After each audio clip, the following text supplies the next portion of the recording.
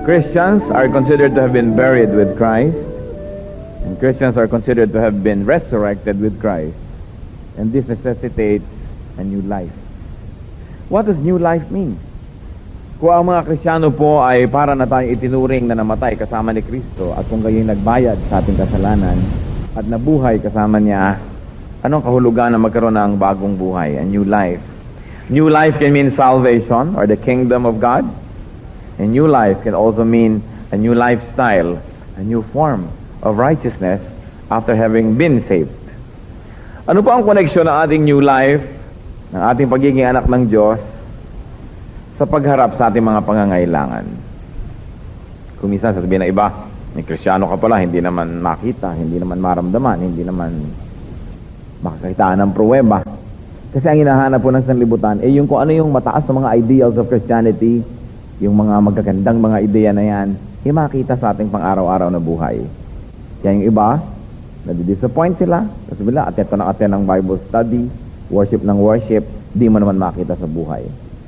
So, paano po nakikita sa buhay, yung isang aspeto na tayo ay anak ng Diyos, pag hinaharap natin yung ating mga pangangailangan. Kasi lahat ng tao may pangangailangan. At doon po napapatunayan, nakikita nga ba ang bagong buhay sa taong ito? Life can sometimes be reduced into a play of assets and liabilities. Sadly, but true. Where does one find assets to offset liabilities? And how does being a Christian become relevant to the whole issue? Paano po nakikita ang pagkaroon ng bagong buhay, bagong Kristo, bagong pag-asa sa panahon ng pangangailangan? Sa atin pong paggunita ng resurrection of the Lord and applying it to daily living, ang ating pong pamagatang pag-aaral, start with what you have, or finding resources for one's needs as Christians, as children of God. Heavenly Father, we thank you for the privilege of worship. Salamat, Panginoon, sa isang spirit-filled singing and movement and dancing, color, the sound of worship. Salamat, Panginoon, na binibigyan mo kami ng kalayaan na ipahayag ang aming sarili. At salamat din binibigyan mo kami ng kaayusan at ang makita, Panginoon, kung sino ka sa aming buhay.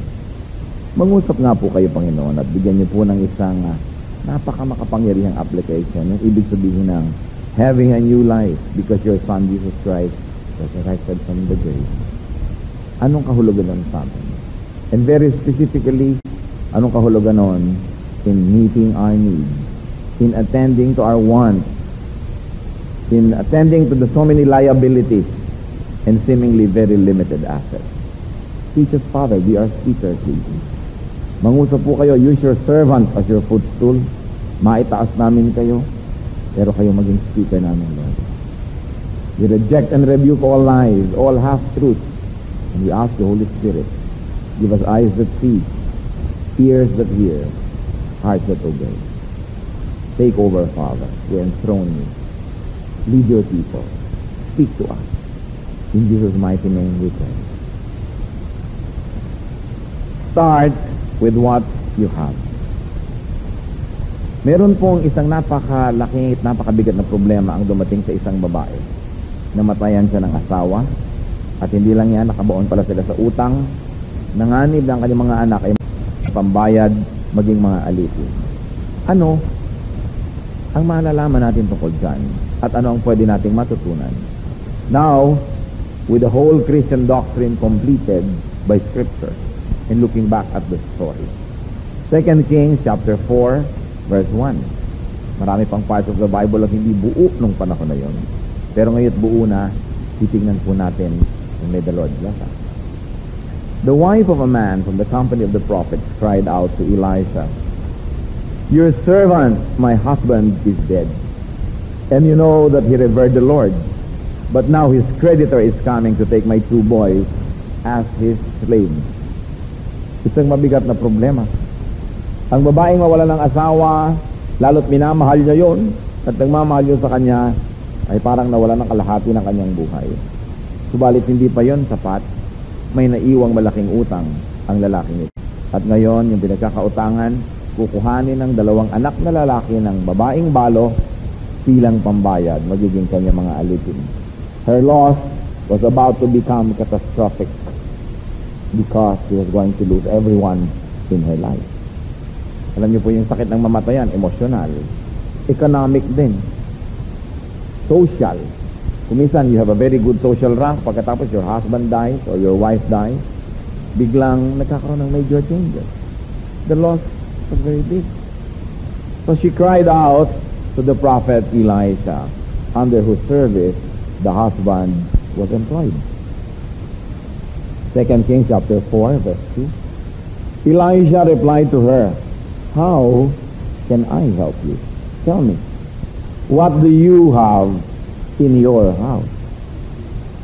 "Your servant has nothing there at all," she said. "That's not a little oil." So nagtanong si Elisha po ng 2 magagandang tanong. Sabi niya, "How can I help you?" Paano kita matutulungan sa iyong napakabigat na suliranin?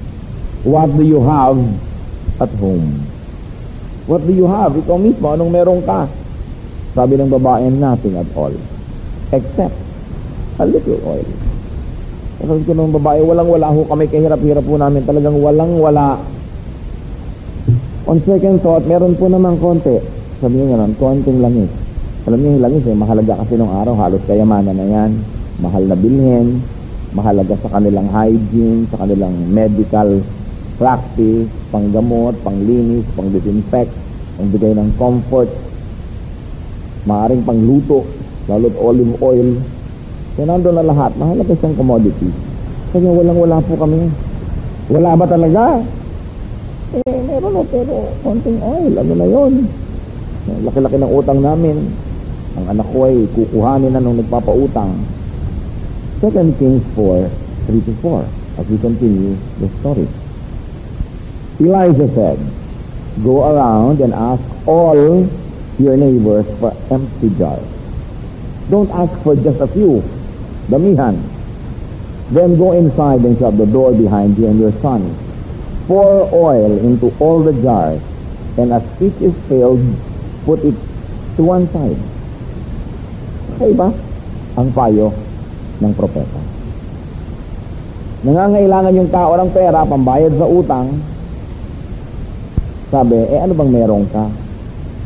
Go and search into your house. Ano bang meron? Sabi niya, konti pong oil. Ganon. Bueno, isa-isahin mo lahat ng iyong kapitbahay, manghiram ka ng mga bangang walang laman, at huwag konti, maraming hiramin. Sabi siguro ng babae, baka naman mapagkamalan ako medyo ganyan. Bakit ako nanghihiram ng mga jars na walang laman? Tapos pagkatapos, pumasok ka sa iyong bahay, isara mo ang pintuan. At yung oil mong konti, isalin mo dun sa hiniram mong banga. Pag napuno na yon, sabi niya ganon, isusunod, punuin mo. Isusunod, punuin mo. So you know, what an outrageous answer. What an outrageous solution to a very immediate problem. The widow was probably hoping for or expecting a dole out. Na, o sige na nga ining, eto na ang pera, o ikot natin ang basket, nang hingi tayo sa buong barangay para sa matulungan. Ang itanong ba naman ano bang meron ka? Kaya nga sa kanya lumapit dahil wala ang inaasahan kasi ng babae, meron siyang makukuha sa iba, hindi yung kanya. Sabi, anong meron ka? Konti yung oil. O bueno, manghiram ka ng maraming mga banga. Banga. Anong gagawin ko sa mga banga? Will she follow the exotic advice? Let's read on. 2 Kings 4, verses 5-6. She left him, and afterwards shut the door behind her and her sons. They brought the jars to her, and she kept pouring. When all the jars were full, she said to her son, "Bring me another one." But he replied, "There is not a jar left." Then the oil stopped flowing. So sinunod ng babae ang payo ng propeta. Sila nga at ang kanyang mga anak ay nagkumatok, bahay-bahay. Meron ba kayong dyan na walang laman? O meron, bakit? Hindi bang mahiram? Ay, isipin ng mga kapitbahay. babasagin pa naman yung idol. O sige, ingatan nyo lang ha. Kailan nyo isosole? Siguro ganyan ang mga usapan. Hindi naman mga banga. Then, inipon sa bahay nila. Marami-rami rin naipon. Maraming pinuntahang tao. Itinara ang pinto. At ang konting langis nila na original, isinalin sa mga walang lamang banga. Bakit hindi maubos-ubos ng pagdaloy itong konting langis? Hanggang napuno yung unang jar. At ang silipin ng babae, yung kanyang original jar, may laman siya. Next jar. Sali na naman. Napuno na naman. Meron pa uli yung jar niya. Next, hanggang napuno ang lahat. At nung kahuli-hulihan sabi niya, pengi pang jar dito. Wala na ho, puno ng lahat. Tumigil na ang pagdaloy ng langis. The oil just kept on flowing. But you should notice that as soon as they had no more jar, there was also no more oil. That the flow of oil stopped by the widow's lack of capacity to contain more. Hindi na ubos yung langis dahil naubos na. Tumigil na kusa sa pagdaloy dahil hindi na kaya nung binibigyan na tumanggap dahil wala na siyang lalagyan. What can we learn? God's supply is limited, not by His lack of capacity to give, but by our lack of capacity to receive. Hindi natin kayang ubusin ang kayang ibigay ng Diyos. Hindi siya nauubusan.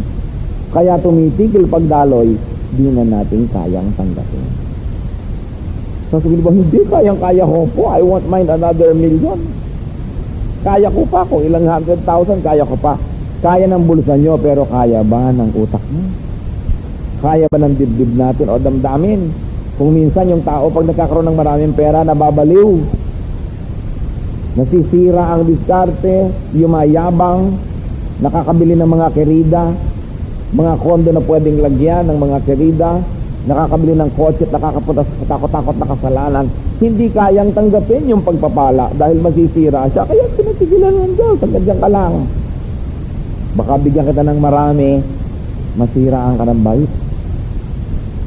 Pero hindi po natin kayang ubusin ang merong kapasidad ng Diyos na ibigay.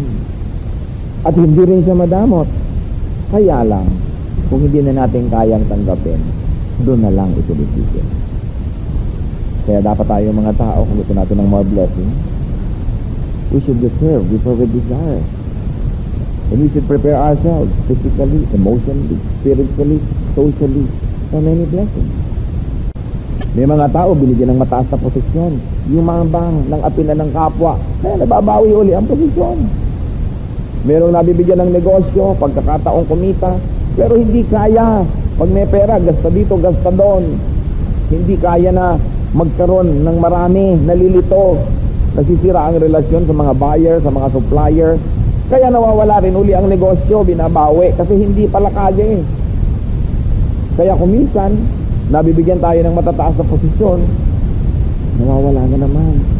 Hindi pala kaya. What is capacity? Pag sinabi natin ang naglilimit ng God's blessing, ay capacity natin to receive, hindi yung kanyang capacity to give. Capacity may be ability, it may be readiness, or attitude in collecting, using, or keeping blessings. Sometimes you can collect but you don't know how to use. Some can use but you don't know how to keep and maintain. Kaya nawawala ang mga pagpapala.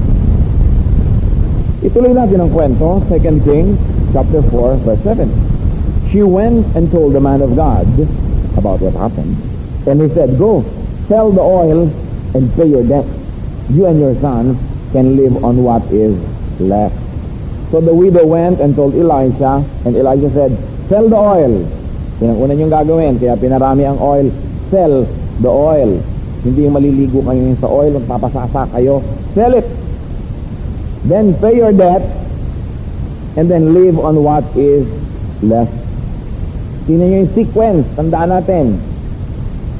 Magtrabaho, magnegosyo, kalakalin. Pag nagkapera, magbayad ng utang. At yung natira, yun pa lang ang enjoyin. Live on what is left. Yung mga iba, hindi marunong magnegosyo, meron sari-sari store, lahat ng benta ginagasta. Kaya pag dumating na ngayon ang puriko mantika, walang ibayad. Pag dumating na yung kolektor ng Senvoco, walang ibayad. Ito na yung kolektor ng ganyan-ganyan, walang ibayad. Kasi pati ba naman puhunan ginagasta. O di bukas hindi ka nabibigyan ng supply uli kasi may utang ka eh. Magsasara na ngayon ang tindahan mo. Meron hindi pa kinikita yung income na advance na, ginasta na, hindi pa nahawakan. Paano nyo expect na pagpapalain kayo kung inuuna yung paggasta? Ang kailangang inuuna, pag-produce, pagsunod sa Diyos, pagtatrabaho, tapos pagbabayad ng lahat ng dapat bayaran. Para naman hindi ka kadalaan ng pinagkakautangan, makautang ka muli, magkaroon ka uli ng puhunan. Hindi yung gasta ng gasta, huwag ginagasta kahit kailan ng puhunan. Kasi madadala ang iyong mga kreditor, madadala ang mga supplier. So ang sabi ng propeta, magtrabaho muna kayo mag-iina, mangolekta kayo ng mga oil, ng mga oil jars. Then lagyan nyo ng lagyan, work. Tapos itindan nyo, mga lakal, make wealth, turn it into cash. And as soon as you have the money, huwag muna kayo pupunta sa Boracay. Magbayad muna kayo ng mga utang. At pagkatapos, live on what is left. Ano ang pwede natin i-conclude? At ano mga challenges ng kasaysayan? Ano kagalaman ng pagbangon ni Kristo mula sa kamatayan? Malaki. Kasi dahil si Kristo ay bumangon sa kamatayan at tayo ay bumangon kasama niya, meron na tayong bagong buhay. Dapat bago yung style. Bago yung pamamaraan, maging ng paghahanap ng pangangailangan at pananagutan, pagharap sa mga pananagutan. What can we learn here? First and foremost, brothers and sisters, when you have a need, do not focus on what others have. Ang tanong ng propeta, what do you have at home? Hindi itinanong, may mayaman ba kayong kamag-anak? Meron ba kayong mauutangan? Meron ba kayong pwedeng hingan? Sabi, what do you have? So yung mga tao naghahanap ng kabuhayan, pag iniisip agad na, uy, marami ka naman pera, bigyan mo naman ako. Alam niyo naman yung kuminsan itong attitude ng iba. Kung bakit yung inipon at pinaghirapan ng iba, yun ang pinaggigilan nila. At kung mayaman yung iba't sila ay mahirap, akala mo tungkulin ng mayaman na sila ay buhayin. Mayaman ka naman, di mo kami bigyan. Ba't ikaw ba nagpayaman sa akin? Katulong ba kita naghirap dito? Ano, gusto mong pumitas? Hindi ka naman nagtanim. Walang mangyayari yung ganong attitude. Kahit mayaman siya, hindi naman ikaw katulong sa pagpapayaman. Wala kang right. So ang sabi niya, what do you have at home? Sa mga tao, kailangan natin ng income. Say, what do you have? It's important to look into ourselves. Exodus 20 verse 17, you shall not covet your neighbor's house.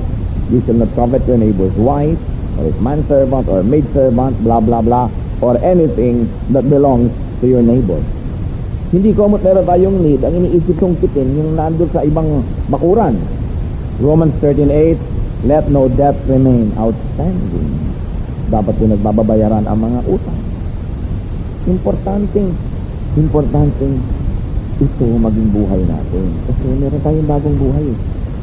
Bagong code of ethics, bagong paraan ng pag-produce ng wealth, pag-maintain ito, at pakikipag-ugnayan sa lahat ng mga katulong natin in producing wealth.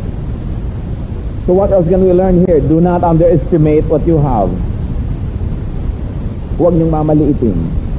Do not underestimate what nothing or just a little oil. If she really had profit, that was the reason. Because her husband had a company. The husband belonged to a distinguished company of kung sinong mga kinakasama nyo, mga kabarkada, mga kaibigan, yan ay magiging asset o liability ninyo. Kung magaganda ang pinakikitunguhan nyo, nakikisama kayo sa manak yung naiwan yung mabuting gawa at mabuting tampa. Because of neighbors who had lots of empty jars, not just a few, and neighbors who had lots of empty jars and were willing to lend those lots of empty jars. So, mga anak na sumunod sa kanya, kahit hindi siguro na naiintindihan niya ipinapagawa ng nanay nila na mangolekta ng mga banga, mga anak na tumulong sa kanya na magsali ng mga banga na to. Son, daughter, oil. Little becomes much when you place it. in the mustard. Sabi nga ng kanta. Anong konti? Pag inilagay mo yung konti sa kamay ng Diyos, dumadami yan.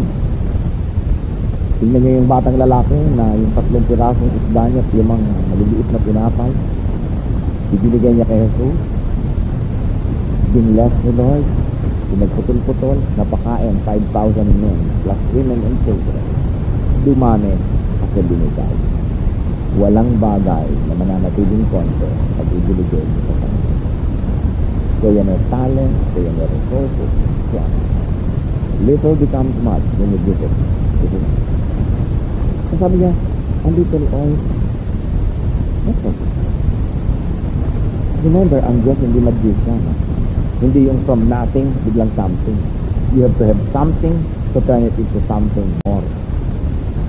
So gusto nyo maghanap buhay, gusto nyo kumita, yung konting-konting pera nyo, i-invest nyo, alagaan nyo, dadami. Pero hindi pwedeng wala-wala, Lord, paulanin nyo naman po ng pera sa bakura namin. Hindi ginagawa ng Diyos yun. Hindi, Lord, solve mo po ang problema ko, bigyan nyo po ako ng ganitong blessing. Kailangan namumuhunan ka, yung konti mo, paparamihin mo, pagsisikapan mo yan, dadagdagan mo ng human investment, dadagdagan mo ng good community relations, hard work, honesty, faith, and it brings a multiplied amount of blessing. Hindi pwedeng wala, kailangan may umpisa. At yung konti, pag pinagsikapan mo yan, dumadami. Diyan ako hangang-hanga sa mga Pinoy, mga Chinese Filipinos. Ang gagaling nila magparami ng konti. Yung mga ninuno nila 3 generations, 4 generations ago, sumalta dito sa Pilipinas nang walang-wala. Pero dahil sa pagsisikap, hipag, pagtitiis, hindi yung pagkumita, punta agad sa beach, gastos agad, punta agad sa mall, gasta dito, bili nun. They know how to suspend their pleasure. Nakakapag-ipon. O ngayon, hawak na nila ekonomiya ng buong bansa. Kasi masisipag. Hindi dapat kinakaingitan, dapat tularan yung sipag nila. Hindi ingit na ingit. Mga dayuhan naman, yumaman. Kita nyo na, tagal-tagal lang nandito, hindi pa yumaman. Ba't sila kararating yumaman? Kasi mo na magsikap. You know, God blesses those that work hard. Ano pang meron yung babae? Faith. Meron siyang pananampalataya. Unang-una, ang tinakbuhan niya, yung alagad ng Diyos. Hindi kung kani-kanino. Pumunta siya sa alagad ng Diyos, kumonsulta, at nung binigyan ng payo, sumunod. She believed. Alam niyo, sabi ng anghel kay Birheng Maria, sabi niya, alam mo, magdadalang tao ka. Imposible naman, kadalaga kong tao. Sabi ng anghel sa Luke 1:37, for nothing is impossible with God. Walang imposible. God, our God, is the God of possibility. What else did the woman have? The woman had personality. She had good judgment and a strong will. Hindi nagngangal sa isang sulok, hindi nagpakamatay, kundi gumawa ng paraan. She did something. She went to the right person, Elijah the prophet. At nakita niyo ang karakter ng babaeng ito. Matapos bumaha ng oil sa kanyang bahay, bumalik sa prophet. O ang dami na hong oil, ano pong susunod? Merong mga tao makikipagmamukha pag may kailangan. Oras at nasob na, hindi mo na makita. Hindi mo na matitrace uli kung nasan sila. Sa susunod na balik nila, kasi may kailangan uli. Pero siya, nung hindi na nangangailangan, ang dami na ng wealth. Obviously, alam naman niyang gagawin doon, dapat niyang isel. Napagkakapirahan na yon, precious yun eh. Bumalik uli. Ano po ang susunod? Meron siyang magandang pagkatao. Di tulad ng ilan, tulad ng 10 ketongin na pinagaling ni Lord. Sige, maglakad kayo, mga ketongin. Nung makarating sa bandaron, naggalingan, nagtakbuhan na. Isa lang ang bumalik kay Lord. Thank you po. Sabi Lord, teka, kung naalala ko, 10 kayo Ba't isa ka lang? Ewan ko sa kanila, pero ako, thank you. Na-bless siya. Alam niyo, napakahirap niyo ipinapakita niyo lang mukha niyo kung meron kayong pangangailangan. Kaya tuloy pag nakikita kayo, pinagtataguan na.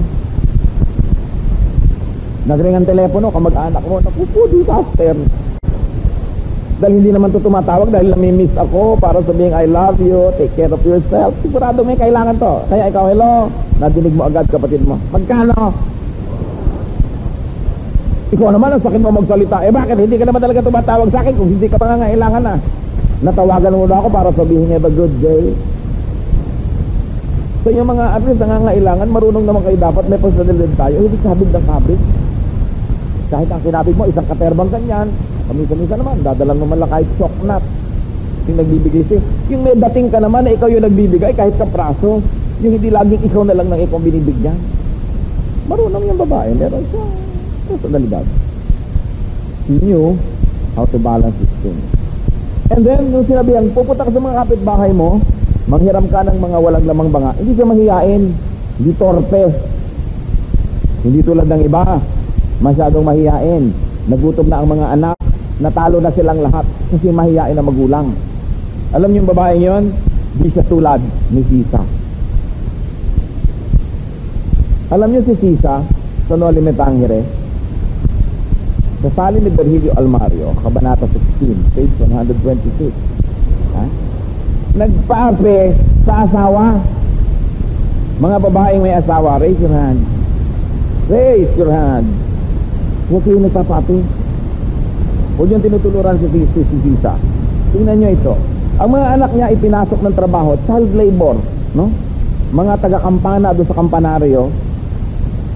Inaapi-api doon ang sakristan mayor, pinagbibintangang nagnakaw sa kura, samantalang yung sakristan na nagnakaw, sila ang pinagbabayad, pinapalo pag mali ang batengteng ng kampana, laging hinahanapan ng mali para mamultahan. Ang tapang baboy damo, ang hita ng pato, 5 tuyo at mga kamatis. Hindi kumibo si Sisa, bagaman waring siya ang kinakain. Kaya mga babae, anong ating motto? Huwag gayahin si Sisa.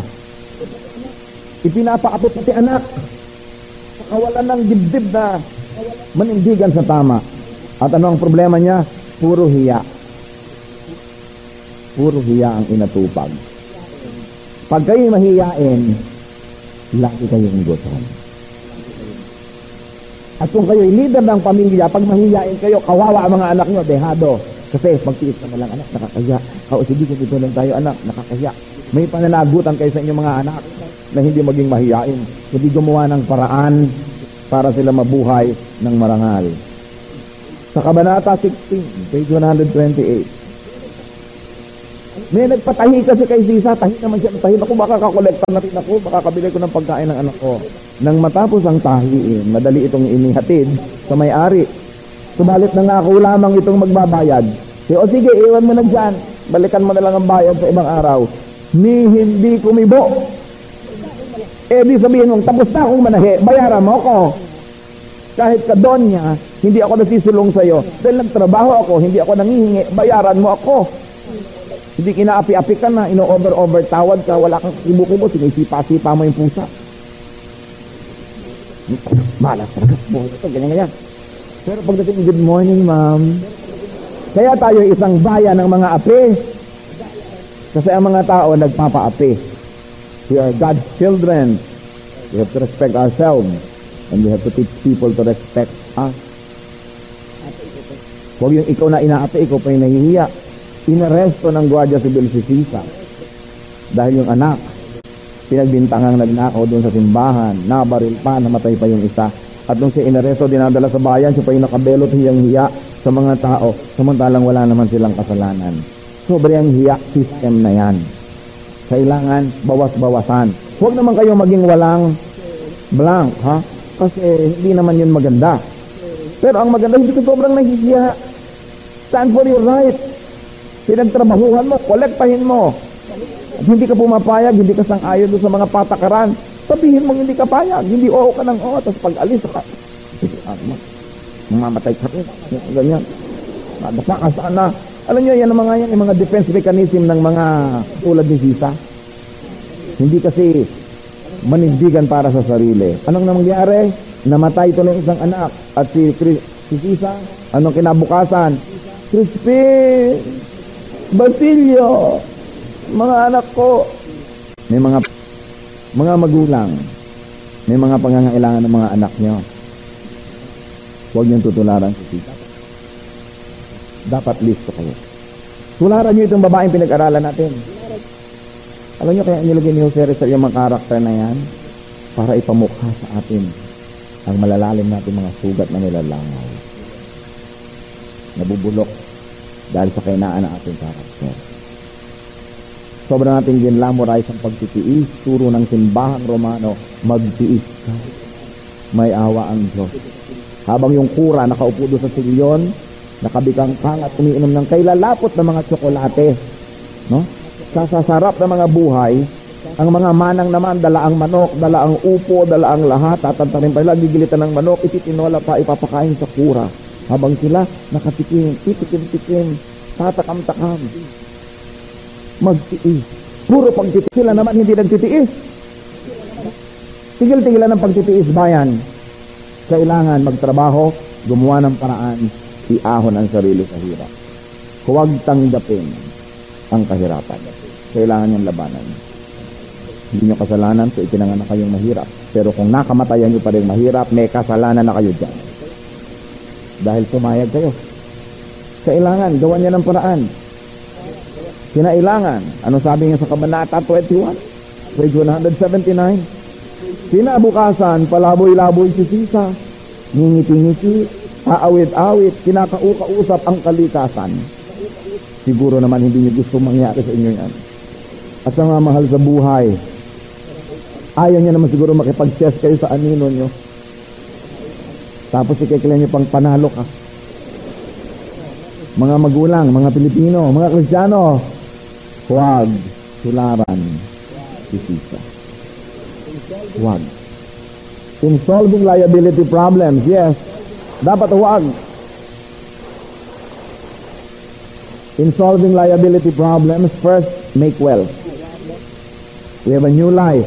We have a new hope. We have the living Lord. You can make wealth. And first, earn wealth. Then, pay your debt and your debtor. Maging decente, magbayad kayo. Itanong nyo nga mga katabi nyo, may utang ka bang di nababayaran? Sige nga, tanongin nyo nga. Sige, magbayad-bayad ka. May hikaw ka pang suot, ibayad mo muna yan. Padebebebe pa ang anak mo, paparty-party. Magbayad-bayad muna ng utang. Hindi puro paggasta. And then when you have made wealth, and you have paid, live on what is left. Mamuhay ng may kaayusan. Huwag baligtarin. Be a good payer. Kasi yung ibang ngiti-ngiti sa'yo pag-uutang, pag nagkapera na, iniiwasan. Hindi mo makakita. Ikaw namang tao nagpa-utang, nakikiramdam pa, nalimutan niya kaya ang utang. Ikaw pa ngayon yung nakikiramdam, kakaba-kaba. Kung may utang tayo, hindi ka pa makabayad, sabihin mo sa mga pinagkakutangan, hindi ko nalilimutan ha, talagang bumubelo lang ako, basta't nire-recognize ko. Mahalaga yung sinasabi nyo naman. Kasi yung paparusahan nyo yung tao na nung nangangailangan kayo, tinulungan kayo, tapos ngayon siya ngayon, pag-aalalahan ninyo, di makatulog. Nagkakaroon ng tagyawat sa ilong, di naman umiibig. Paano puyat, iniisip, mababayaran pa kaya ako? Mahabag kayo sa tumutulong. You should be decent. And of course, what are the factors that would do well? Keep a good company. Keep a good name. Mga magulang, yung malinis, magandang pangalan, napakasarap ipamana sa mga anak. Yung mga ginagawa natin ng mabuti, there's a way of coming back. Usually, kung hindi na sa atin mapunta, sa mga anak na natin. Increase your capacity to receive blessings. Alam nyo kung yung babae, hindi sila naubusan ng mga jar. Ang dami-dami nilang nakuhang jar. Nakarating hanggang sa inyong baryo sa pagkuha ng jar. Siguro hanggang ngayon yung mag-iina nagsasalin pa. Hindi nyo kasi kayang ubusin yung binibigay ng Diyos. Itinitigil na lang yung ibigay pag di na natin kaya. Halimbawa, ikaw ay ilaw at 10 watts. Eh, siyempre, dapat ang kuryenteng dumating sa'yo, ganun din. So, ikay 1,000 watts. Ganun naman ang kuryenteng darating sa'yo. So, bago ka mainggit sa linaw at liwanag at lingling ng iba, tingnan mo ng sarili mo, ano bang aking wattage? Gusto kong mas lumiwanag? Iinggisan ko yung wattage ko. Hindi naman nauubos yung kuryente. Depende ko anong kaya ko bilang ilaw. Ganon din po ang pagpapala ng Diyos sa atin. Hindi natin kayang ubusin. No eye has seen, no ear has heard what God has prepared for those who love Him. Pero ba't kulang? Ba't konti? Siguro meron tayong kakulangan. Importante to increase your capacity to receive blessings, but begin with what you have. Kaya yan po ang iiwan kong tanong. Meron siguro kayong need. Ang solusyon dyan, nasa inyo rin. Begin with what you have. Ano ba ibinigay sa inyo ng Diyos? Wala kayong kapera-pera, pero marunong ba kayong magluto? O baka pwede kayong mamasok ang kusinera? O baka may maganda kayong karakter, may magtiwala man lang magbigay sa inyo ng konting puhunan, mag-umpisa kayo ng food business. Okay, ang galing-galing nyo sa math, pwede kayo mag-tutor. Huh? Hindi kayo pwedeng zero. Lahat ng tao, binigyan ng Diyos ng kakayahan. Kaya lang kung minsan, hindi na-develop yung kakayahan natin, kasi wala na nga tayong inabagan, kundi kung ano yung meron yung iba. Nakaasa ka ng nakaasa. Kaya kung minsan, ay hindi po ako pabor, na napakaraming mga Christian foreigners na punta ng punta sa Pilipinas, lecture ng lecture, turo ng turo sa ICC, sa Luneta, sa Araneta Coliseum, kung saan man. Kasi hindi na ma-develop ang mga pastor na Pilipino kung lagi na lang silang nandyan. Nakaasa ka na lang na nakaasa sa kanilang alam, sa kanilang libro, sa kanilang technology, sa kanilang donasyon. Paano ma-develop ang local leaders? Kaya ako hindi mahilig sumali at hindi rin ako nag-endorse. Punta kayo doon, punta kayo dito. Nothing grows in the shadow of a big tree. At kuminsan, even in Christianity, yung mga foreign group, foreign mission, parang big tree. Nandyan ang lilim nila at nandun lang tayo lahat sa ilalim. Hindi tayo makalago-lago kasi hindi tayo matamaan ng araw kasi nakuha na nila lahat yung araw kasi ang laki-laki nila. Kailangan magbawas-bawas ng mga sanga at nang merong namang liwanag makapasok sa loob at may tumubong iba. We have to develop our leaders. And if that means having to depend less and less on these foreigners, hindi naman tayo anti-foreigner, we appreciate their effort, we appreciate their concern, but if they really love us that well, they should help us train ourselves and stop coming here too often para tayo mapilitan na gawin ang mga dapat gawin. Hindi nalalago ang Philippine Church kung pirmeng nakaasa sa foreigner. Makapagbagawa ka ng munting kapilya, tanong agad ng iba, huy, sinong donor mo, Korea o Amerika? Hindi, wala. Hindi makapaniwala. So paano, nakaasa tayo ng nakaasa sa iba? May konting ipagagawa ang simbahan, sa Korea pa, sa Amerika pa. Bakit naman simbahang Romano, ang dami-daming mayayamang simbahan, tayo pa nga nagpapadala ng pera sa Roma. Bakit ang Iglesia ni Cristo, ang lalaki ng mga templo, may foreign aid ba yan? Wala, local yan. Kasi marunong silang umaasa sa sarili. Hindi katulad ng mga evangelical Christians, mga born-again Christians, karamihan lang naman, hindi lahat. No? Lagi nilang nakatanghod sa mga foreigner, hingi ng hingi. Bubuntot-buntot, gawin mo ka associate, gawin mo kong assistant, anything, basta give me money. Dangal dapat ang bawat tao, at ang anak ng Diyos, lalo na, may dangal. Maaari kang humingi ng tulong, paminsan-minsan, tapos mamaya, ikaw naman yung tutulong, di man take. Pero ikaw na lang ikaw ang tanggap, hindi ka na tuloy halos igalang.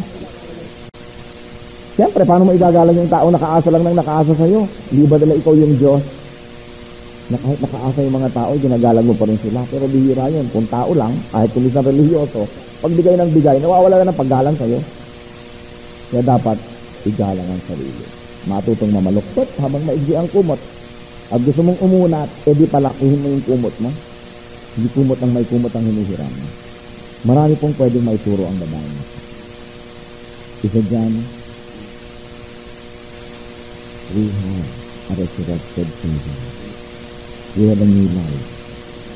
Kasi yung new life na yun, puno ng pag-asa, ng kapangyarihan, dapat makita in the way we deal with our assets and liabilities.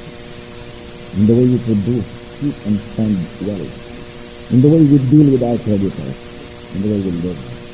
Pag sa mga ganyang maliliit na bagay, nakita ng sanlibutan, ang Diyos ng kaayusan na kumipili sa ating buhay, hindi malayo sila na magkaroon ng new life dahil naniniwala sila sa ating kapatid. Let's bow for the Lord and think about this thing. What do you have that you are not using? When you're always depending on others. Anong itinuturo ng resurrection ni Kristo? Sa pakikitungo natin sa pang-araw-araw na pangangailangan. May pag-asa, may buhay na muli, ganun ba ang nakikita sa atin? Sa ilang saglit po, hiningi pa kayo sa Panginoon ng personal na application ng kasaysayan.